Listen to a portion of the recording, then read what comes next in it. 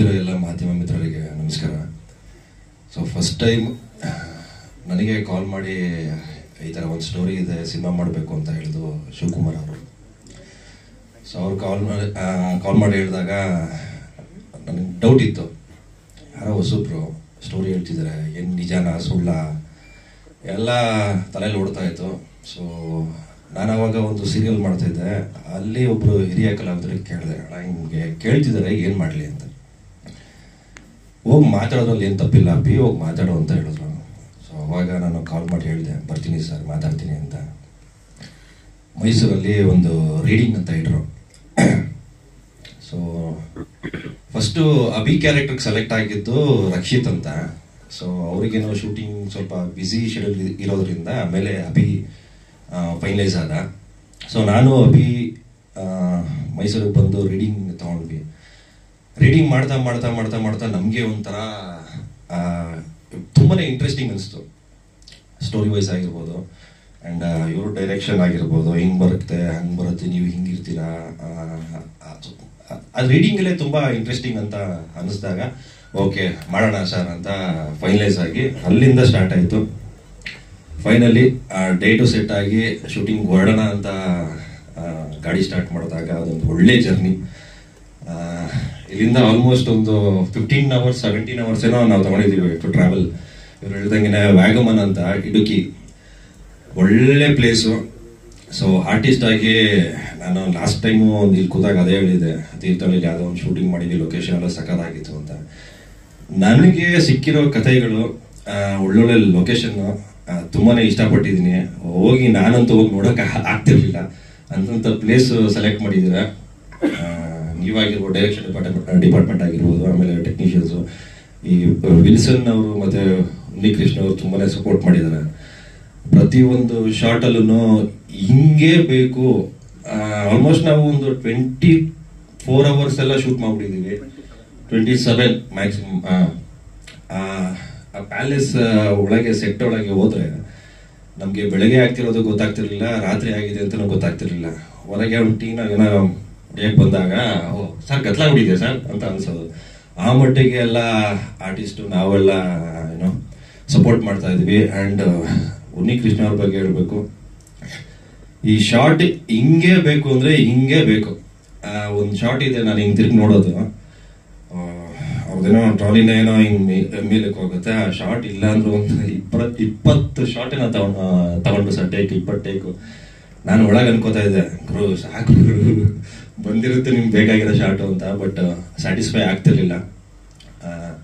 ಆಮೇಲೆ ನಮ್ಮ ಪ್ರೊಡ್ಯೂಸರ್ ಬಗ್ಗೆ ಹೇಳಬೇಕು, ಫಸ್ಟ್ ಟೈಮ್ ನಮಗೆ ಫುಲ್ ಹಾರ್ಡ್ ಕ್ಯಾಶ್ ಕೊಟ್ಟಿದ್ದು. ಎಲ್ಲ ಆರ್ಟಿಸ್ಟ್ಗೂ ತುಂಬಾ ಖುಷಿ ಆಗಿತ್ತು. ಯಾರು ನಮಗೆ ಇದುವರೆಗೂ ಆ ಥರ ಕೊಟ್ಟಿರಲಿಲ್ಲ. ನಾವೆಲ್ಲ ಮಗ ಇದನ್ನ ಇನ್ನೂ ಒಳ್ಳೆ ಮಟ್ಟಿಗೆ ಮಾಡೋಣ, ಇದಕ್ಕೋಸ್ಕರನಾದ್ರು ಅಂತ ಅಂದ್ಕೊಂಡು ಒಳ್ಳೆ ಕೋ ಆರ್ಟಿಸ್ಟ್ಗಳು ಸಿಕ್ಕಿದ್ರು. ಲೊಕೇಶನ್ ಚೆನ್ನಾಗಿತ್ತು, ಶೂಟಿಂಗ್ ಡೇಸ್ ಚೆನ್ನಾಗಿತ್ತು. ಆಲ್ಮೋಸ್ಟ್ ಇವ್ರು ಹೇಳ್ದಂಗೆ 14 days ಅಲ್ಲೆಲ್ಲ ಮುಗಿಸಿದ್ವಿ.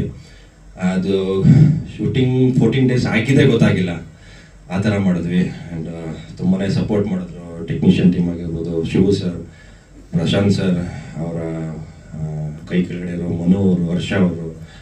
ಆ್ಯಂಡ್ ಎಲ್ಲರಿಗೂ ಥ್ಯಾಂಕ್ಸ್ ಹೇಳೋದಕ್ಕೆ ಇಷ್ಟಪಡ್ತೀನಿ. ಔಟ್ಪುಟ್ ಈ ಥರ ಬಂದಿದೆ, ಸೊ ನಿಮಗೂ ಇಷ್ಟ ಆಗಿದೆ ಅಂತ ಅನ್ಕೋತೀನಿ. ಸೊ ಇನ್ನು ನಿಮ್ಗಳು ಬಿಟ್ಟಿದ್ದು, ನೀವು ಎಷ್ಟು ರೀಚ್ ಮಾಡ್ತೀರಾ ಅದ್ರ ಮೇಲೆ ನಾವು ನಿಂತಿದ್ದೀವಿ. ಸರ್ ಎಲ್ಲರಿಗೂ ನಮಸ್ಕಾರ. ಪ್ರೊಡ್ಯೂಸರ್ ಸರ್ ಅವ್ರ ಪರವಾಗಿ ನಾನು ಮಾತಾಡ್ತೀನಿ. ಅವ್ರು ಏನೇ ಪ್ರಶ್ನೆ ಕೇಳಿದ್ರು. ಮೊದಲನೇದಾಗಿ ನನ್ನ ಹೆಸರು ಪ್ರಶಾಂತ್ ML ಅಂತ, ಮೈಸೂರು, ಮೂಲತಃ ಮೈಸೂರು. ಅವನು ಒಂದು IT ಸಂಸ್ಥೆಯಲ್ಲಿ ಕೆಲಸ ಮಾಡ್ತಾ ಇದ್ದೀನಿ, ಇನ್ನೂ ಸಹ ಕೆಲಸ ಮಾಡ್ತಾನೆ ಇದ್ದೀನಿ. ಬಿಡುವಿನ ವೇಳೆಯಲ್ಲಿ ಕತೆ ಬರೆಯೋದು, ಶಾರ್ಟ್ ಫಿಲ್ಮ್ಸ್ ಮಾಡೋಕ್ಕೆ ಟ್ರೈ ಮಾಡೋದು, ಸ್ನೇಹಿತರನ್ನ ಹಾಕೊಂಡು ಶಾರ್ಟ್ ಫಿಲ್ಮ್ಸ್ ಮಾಡೋದು, ಇದು ನನ್ನ ಹವ್ಯಾಸ. ಆ ಹವ್ಯಾಸಕ್ಕೆ ನನ್ನ ಸ್ನೇಹಿತರಾದ ಶಿವಕುಮಾರ್ ಅವರು ಸಾಥ್ ಕೊಟ್ಟರು.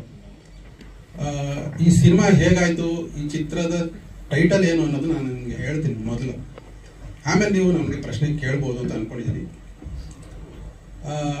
ಈ ಹವ್ಯಾಸನ ಒಂಥರ ಹುಚ್ಚಾಗಿ ಕನ್ವರ್ಟ್ ಮಾಡ್ಕೊಂಡೆ. ಯಾಕಂದರೆ ನಾವು ಯಾಕೆ ಒಂದು ಸಿನಿಮಾ ಮಾಡಬಾರ್ದು, ಎಲ್ಲ ಯೂಟ್ಯೂಬಲ್ಲಿ ಎಲ್ಲ ಥರ ನಿಮಗೆ ನಾಲೆಡ್ಜ್ ಸಿಗುತ್ತೆ, ಕೋರ್ಸಸ್ ಸಿಗುತ್ತೆ, ನಾಲೆಡ್ಜ್ ಸಿಗುತ್ತೆ. ಅದರಿಂದ ಕಲಿಯೋಕ್ಕೆ ಶುರು ಮಾಡಿದ್ವಿ. ಸಣ್ಣ ಸಣ್ಣದಾಗಿ ಕತೆ ಬರೆಯೋದು, ಫ್ರೆಂಡ್ಸ್ ಜೊತೆ ಹೇಳೋದು, ಹೇಗಿದೆ, ಏನು ಮಾಡ್ಬೋದು ಅಂತ ತಿಳ್ಕೊಂಡು ಹಾಗೆ ಮಾಡ್ತಾ ಮಾಡ್ತಾ ಒಂದು ಸಣ್ಣ ಕತೆ ಕ್ರಿಯೇಟ್ ಮಾಡಿದ್ವಿ. ಇದನ್ನು ಶಾರ್ಟ್ ಫಿಲ್ಮ್ ಮಾಡೋಣ ಅಂತ. ಕೆಲವರು ಹೇಳಿದ್ರು ಇದನ್ನ ಫಿಲಮೇ ಮಾಡ್ಬೋದಲ್ಲ. ಸೊ ಸಿನಿಮಾ ಮಾಡೋದಕ್ಕೆ ಏನೇನು ಮಾಡಬೇಕು, ಚಿತ್ರಕಥೆ ಎಲ್ಲ ರೆಡಿ ಮಾಡ್ಕೊಂಡ್ವಿ. ಒಂದು 3-4-5 ಮಂತ್ಸಲ್ಲಿ ಎಲ್ಲ ರೆಡಿ ಆಯಿತು. ಮುಖ್ಯವಾಗಿ ನಿರ್ಮಾಪಕರು ಬೇಕು ನಮಗೆ.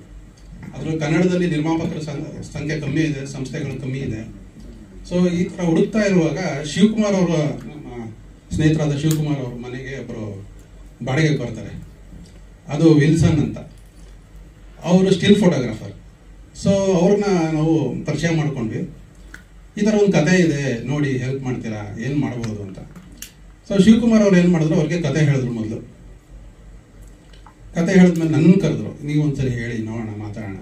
ಅವ್ರಿಗೆ ಕತೆ ಇಷ್ಟ ಆಯಿತು. ಅದಾದ ನಂತರ ನಾವು ಅವರ ಒಂದು ಸಹಾಯದಿಂದ ನಿರ್ಮಾಪಕರನ್ನು ಹುಡುಕ್ತಾ ಹೋದ್ವಿ. ಹುಡುಕ್ತಾ ಹೋದಾಗ ನಮಗೆ ಸಿಕ್ಕಿದ್ದು ಜೋಸೆಫ್ ಸರ್. ಅವ್ರು ಯಾವ ಥರ ಅಂದರೆ, ನೀವು ಕತೆ ಹೇಳಲೇಬೇಡಿ, ನನಗೆ ಕತೆ ಮುಖ್ಯ ಅಲ್ಲ, ನೀವು ಏನು ಕೆಲಸ ಮಾಡಿ ತೋರಿಸ್ತೀರ ಅದು ಮುಖ್ಯ, ನೀವು ಸಿನಿಮಾ ಮಾಡಿ ಅಂತ ಶುರು ಮಾಡಿಸಿದ್ರು. ಇದುವರೆಗೂ ಅವರು ಕತೆ, ನಾನು ಸಿನಿಮಾ ತೋರಿಸೋ ತನಕ ಅವ್ರಿಗೆ ಕತೆನೇ ಗೊತ್ತಿಲ್ಲ.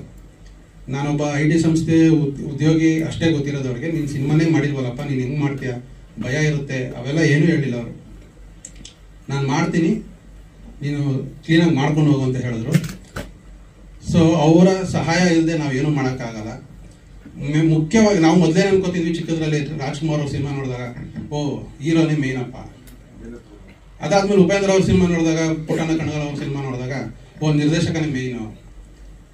ಹಿಂಗೆ ಒಂದೊಂದು ನಮಗೆ ಬುದ್ಧಿ ಬೆಳೀತಾ ಬೆಳೀತಾ ನಾವೇನು ಅನ್ಕೋತೀವಿ, ಇವನ್ ಮುಖ್ಯ ಅವನ್ ಮುಖ್ಯ ಅಂತ. ಆದರೆ ಮುಖ್ಯವಾಗಿ ಒಬ್ಬ ನಿರ್ಮಾಪಕ, ಅವ್ನು ದುಡ್ಡು ಹಾಕಿಲ್ಲ ಅಂದರೆ ನಾವು ಏನೂ ಮಾಡೋಕ್ಕಾಗಲ್ಲ. ಸೊ ಅಂತ ಒಳ್ಳೆ ವ್ಯಕ್ತಿ ಇವರು. ಈಗ ರಿಲೀಸ್ಗೆ ರೆಡಿಯಾಗಿ ನಿಂತಿದೆ. ಮುಂದಿನ ತಿಂಗಳು ರಿಲೀಸ್ ಮಾಡಬೇಕು ಅಂತ ಪ್ಲ್ಯಾನ್ ಮಾಡ್ತಾ ಇದ್ದೀವಿ. ನಾವು ಈ ಸಿನಿಮಾನ 17 ದಿನದಲ್ಲಿ ಮಾಡಿದ್ದೀವಿ ಸರ್. 14 ದಿನ ಕೇರಳದಲ್ಲಿ ಶೂಟಿಂಗ್ ಮಾಡಿದ್ವಿ.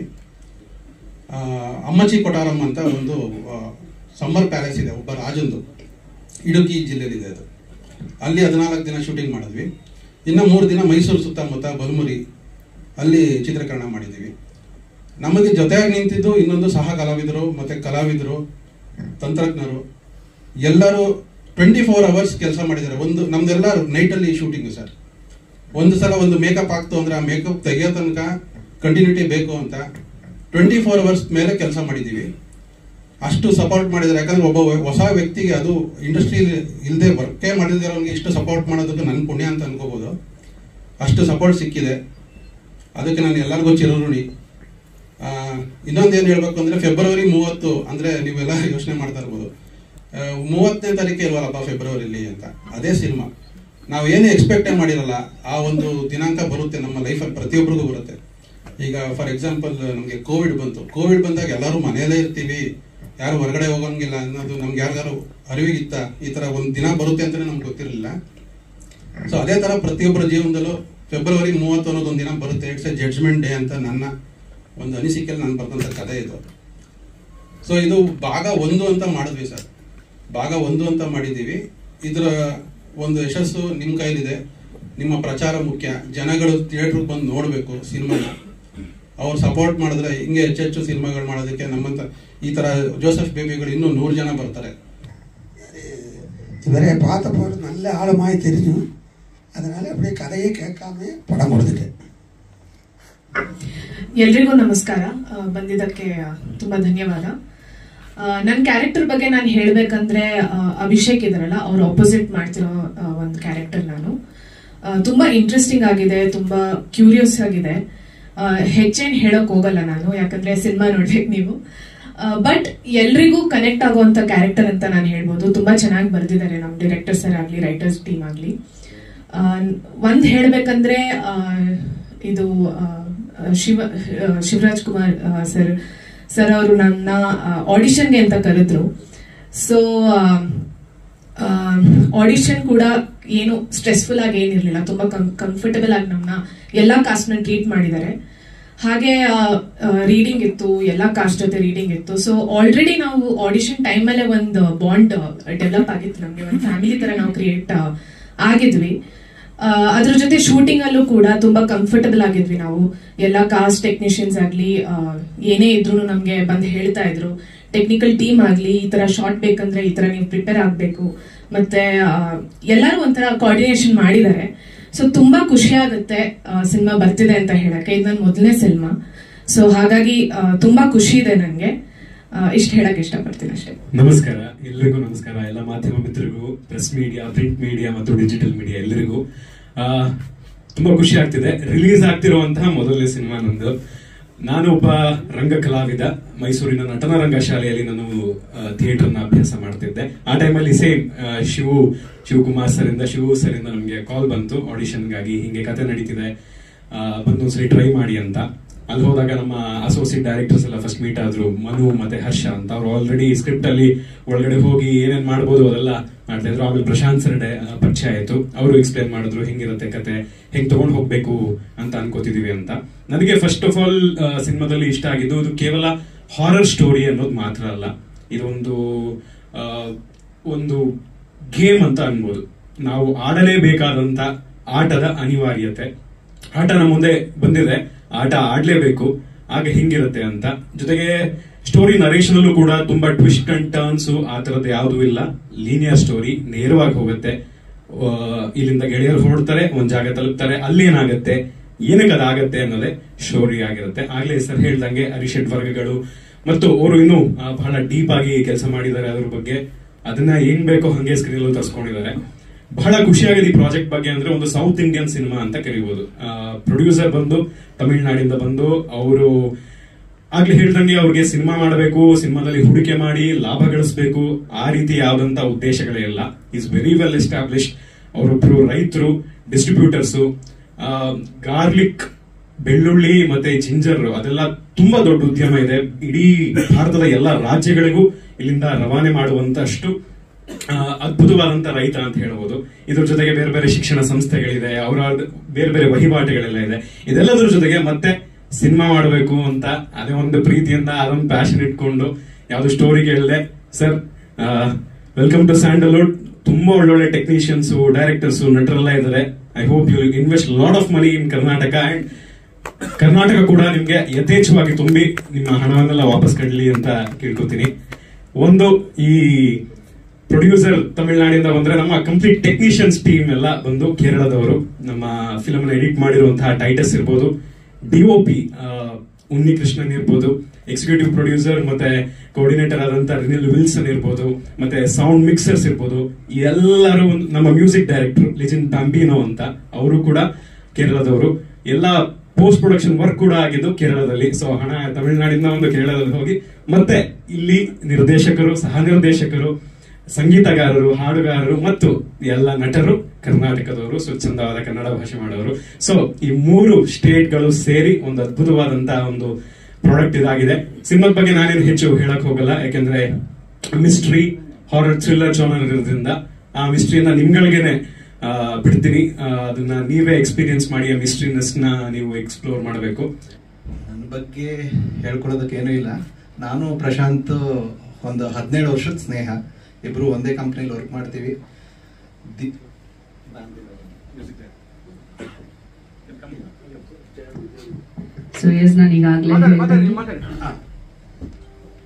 ಪ್ರಶಾಂತ್ ಅವರು ನಾನು ಇಬ್ರು ಒಟ್ಟಿಗೆ ಒಂದೇ ಕಂಪ್ನಿಯಲ್ಲಿ ವರ್ಕ್ ಮಾಡಿಕೊಂಡು, ನಮ್ದು free hours 1 hour lunch hour ಅಲ್ಲಿ ನಮ್ದು ಬರೀ ಫಿಲಮ್ ಬಗ್ಗೆ ಡಿಸ್ಕಷನ್.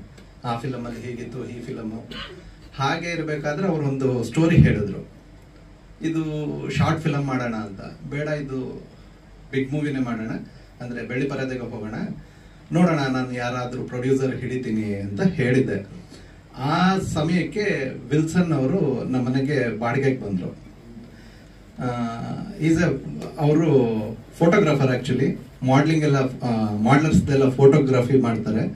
ನಾನು 1 ಮಿನಿಟ್ ನನಗೆ ಒಂದು ಟ್ರೈಲರ್ ಕಟ್ ಮಾಡ್ಕೊಡ್ತೀರಾ, ನಾನು ಪ್ರೊಡ್ಯೂಸರ್ ಅಪ್ರೋಚ್ ಮಾಡ್ತೀನಿ ಅಂತ ಕೇಳಿದೆ. ಆ ದಿನ ಅವ್ರು ಒಪ್ಕೊಂಡು ಸ್ಟೋರಿನೂ ಹೇಳಿದೆ. ಇದಕ್ಕೆ ತುಂಬಾ ಖರ್ಚಾಗತ್ತೆ, ಬೇಡ, ಒಂದು 3-4 ಲಕ್ಷ, ಮೂವಿಗೆ ಹೋಗ್ಬಿಡೋಣ, ನಾನು ಪ್ರೊಡ್ಯೂಸರ್ ಇಟ್ಕೊಡ್ತೀನಿ ಅಂತ ಹೇಳಿ ಅವರು ಜೋಸೆಫ್ ಬೇಬಿ ಅವ್ರನ್ನ ಅಪ್ರೋಚ್ ಮಾಡಿದ್ದಾರೆ. ವಿಲ್ಸನ್ ಮತ್ತೆ ಉನ್ನಿಕೃಷ್ಣನ್ ಇಬ್ರು ಕ್ಲೋಸ್ ಫ್ರೆಂಡ್ಸ್. ಅವ್ರನ್ನ ಅಪ್ರೋಚ್ ಮಾಡಿ ಅವರು ಇಮಿಡಿಯೇಟ್ ಇದು ಶಾರ್ಟ್ ಪೀರಿಯಡ್ ಡ್ಯೂರೇಷನ್ ಅಲ್ಲೇ ಇದು ನಡೆದಿದ್ದು. ನವೆಂಬರ್ ಅಲ್ಲಿ ಡಿಸ್ಕಷನ್ ಆಯಿತು, ಜಾನ್ವರಿ 22 ಅಲ್ಲಿ ನಾವು ಫಿಲಮ್ ಶುರುನೇ ಮಾಡಿಬಿಟ್ವು. ಅಂದರೆ 2 months ಅಲ್ಲಿ ಎಲ್ಲ ಪ್ರಿಪ್ರೇಷನ್ ಆಗೇ ಬಿಡ್ತು. ಆ ರೀತಿ ಈ ಮೂವಿ ತಗೊಂಡು ಹೋಗ್ಬಿಡ್ತು. ಬಟ್ ಪ್ರಶಾಂತ್ ಅವ್ರ ಎಫರ್ಟ್ ಜಾಸ್ತಿ ಇದೆ. ಏನಕ್ಕೆ ಅಂದರೆ ಅವ್ರಿಗೆ ಕೂತಾಗ್ಲೂ ನಿಂತಾಗ್ಲೂ ಬರೀ ಸಿನಿಮಾದೇ ಹುಚ್ಚು, ಜೊತೆಗೆ ಕೆಲಸ. ನಮ್ಮದು ಕೆಲಸದ ಜೊತೆಗೆ ಇವ್ರಿಗೆ ಅರೇಂಜ್ಮೆಂಟ್ಸ್ ಮಾಡೋದಿತ್ತು. ಬಟ್ ಎಕ್ಸ್ಪೀರಿಯನ್ಸ್ ತುಂಬ ಚೆನ್ನಾಗಿತ್ತು. Yeah, hello. I don't know much Kannada. I can understand Kannada, but I can't speak in Kannada. English I can do. So basically, it's the mood which the whole team created is what the movie is.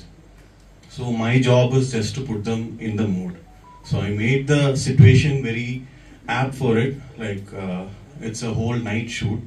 So we had made the whole palace dark. Even in the day, we completely covered it with black and made it to the dark, and the mood and light, so that they shouldn't even get to know it is day or night outside.